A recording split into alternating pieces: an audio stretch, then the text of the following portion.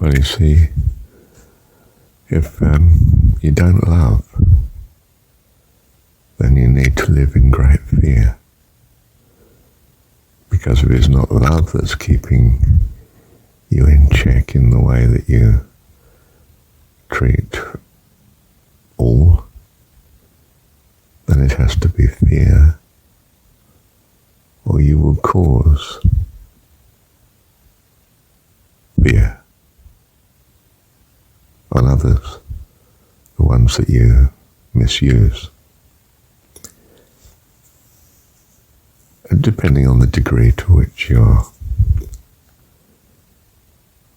the degree to which you're not loving. You see, there's religion of obedience, which is through fear and demands worship.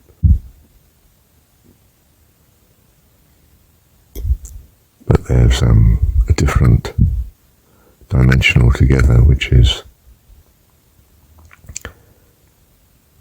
the way of eternal life, which is to have values that I'm not quite sure whether it's the same as or in harmony with God, but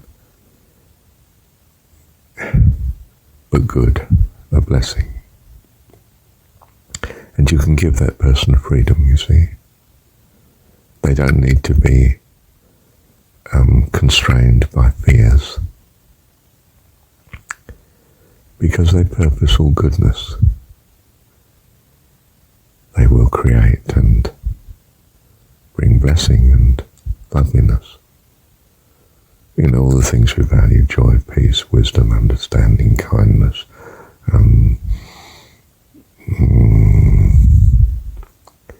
love, hope, integrity, everything good.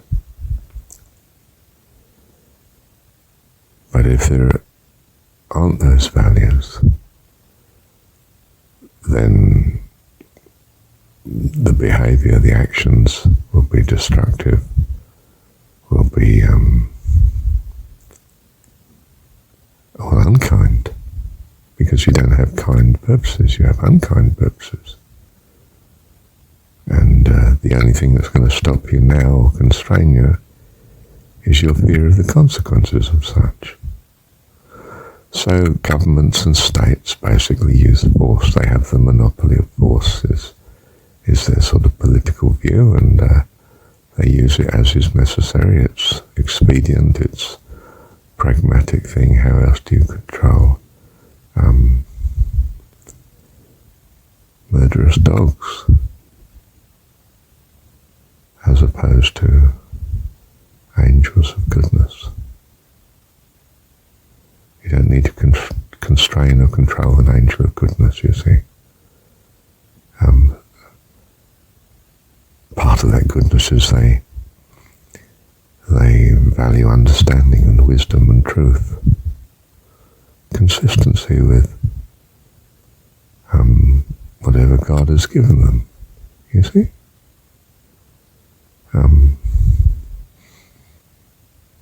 Which is the classroom of this universe of uncertainty, to teach the children to become wonderful members of the host of God's heavenly family, the host of heaven, in whom he delights. His meaning, certainly his meaning to life in this universe. I say certainly, but you know what I mean. Bless you. So with faith and trust in God comes also discernment that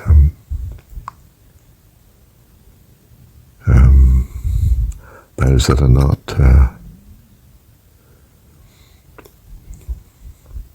not so mature spiritually are constrained by fear, and have to be, or they cause havoc.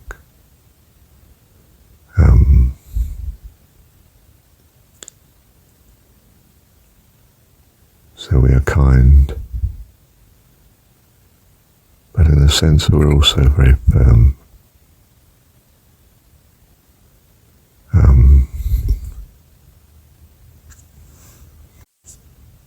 very discerning.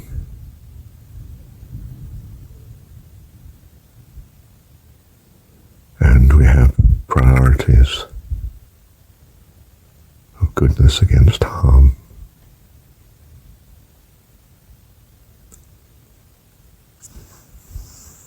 We seek the best. We prioritize the best.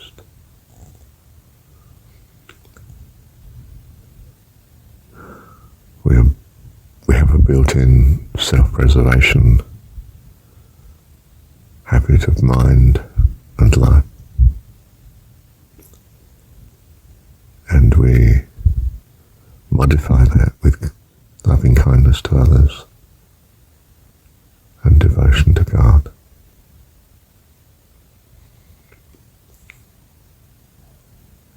But don't despise the self-interest that protects the self, that makes its own life priority.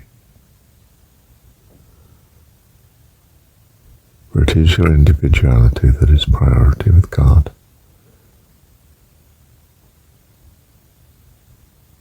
He wants, he needs company, fellowship with beings like himself that have an utter integrity of themselves. They hold themselves together and purpose, blessing and goodness to the rest of the family, including God, of course, the Father.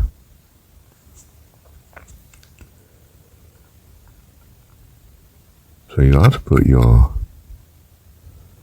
preservation and survival first, but it's your preservation and survival in life eternal, the kingdom of heaven, not particularly here. But certainly you are meant to be here. I say certainly, you know what I mean. If you're not here, you can't learn and progress in the way that here this universe helps you develop towards the kingdom of heaven. But it's most important that you have a self-interest, a self-priority. Hence the Muslim, I think, is meant to be compassionate, of course, as is their understanding of God, Allah. But, and I mean but, charity and kindness is to come from your surplus, not from your necessity. For if you take it from your necessity, you'll have to come back to God and say, please meet my necessity. Whereas if I give of my surplus, well, it's just joy, because my needs are still being met.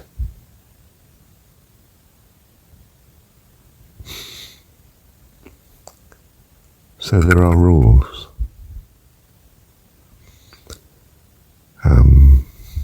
One of the rules is good company, especially whilst you are young and impressionable. It's very important that your children have good company, good children to play with, and meet with good adults, not harmful ones. And so you school them in, if you like, not talking to strangers,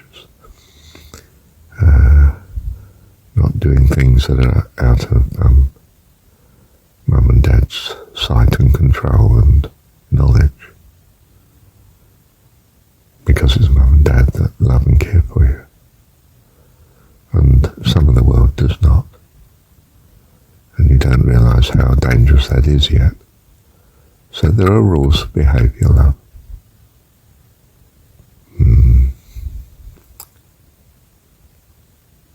Stay close to mum and dad. Bless you. So we stay close to our Father. What does that mean in real terms? We keep our mind on the importance of being mindful of our Dad, our Heavenly Father, our God. do this and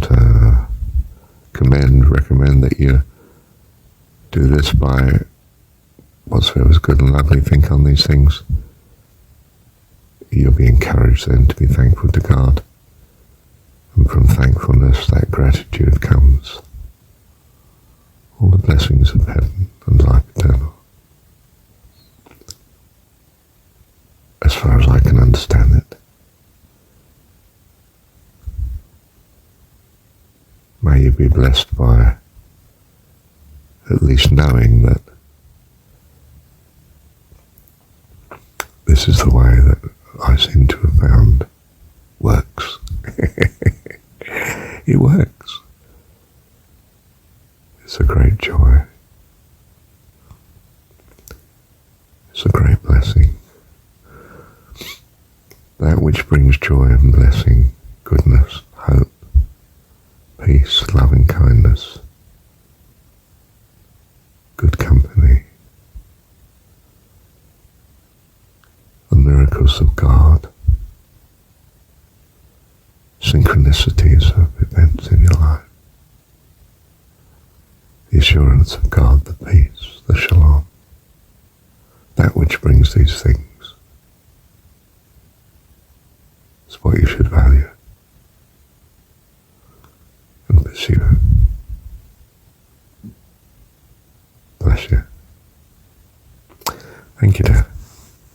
So I say unto you, don't sell all you have and give to the poor. This was good advice to a rich man who had much surplus. So much so he probably no idea what his basic needs were. Lost in the abundance. On the contrary, I say, check that you've got oil in your lamp and don't just squander it on those that can't be bothered to value what you value. Because they would just waste it. You'll be casting pearls before swine. It won't be a kindness because it doesn't bless.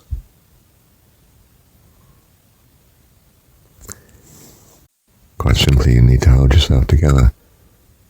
The fundamental principle of God is integrity. The last thing we all want is God to lose that. His integrity. Given his great love and kindness. And his creativity and love to all that he's made. All that is, as I understand it. Perhaps you choose to understand it that way too.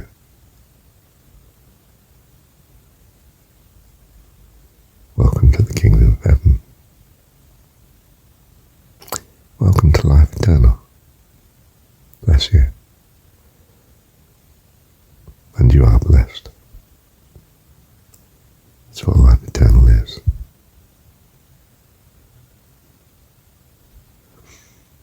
The eternal company of our God and his wonderful family, the host of heaven.